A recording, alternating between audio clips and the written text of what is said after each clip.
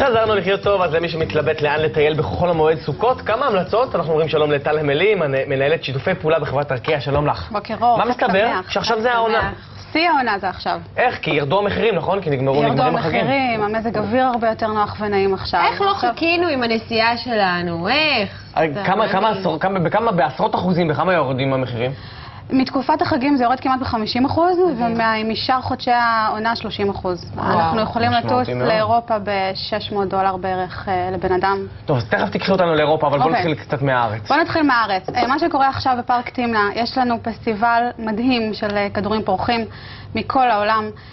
זה מתחיל ב-5 בבוקר כל יום, מהיום עד יום חמישי.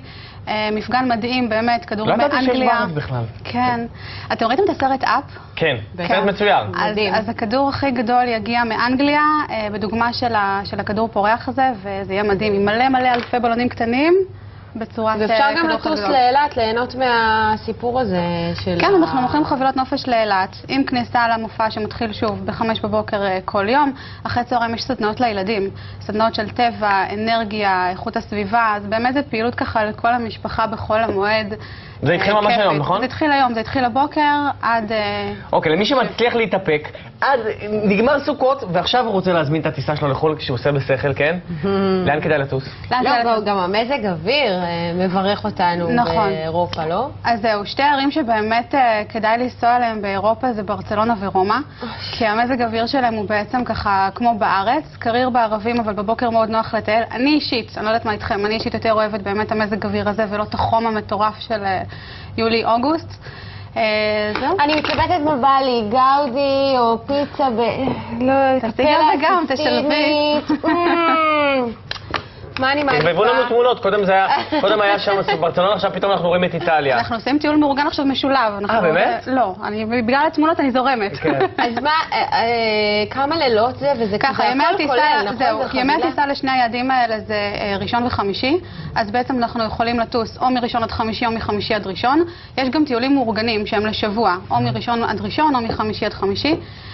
מזג אוויר מאוד מאוד נוח, המחירים הם באמת הרבה יותר זולים ממה שהתרגלנו ביולי-אוגוסט חגים. לגמרי, לגמרי. חבילה לברצלונה עכשיו מתחילת נובמבר יכולה באמת לעלות $600 לבן אדם בחדר זוגי, שזה כלום עם מלון במרכז, כולל העברות מהמלון וחזרה. לינה וארוחת בוקר ובתי מלון טובים, זאת אומרת לא...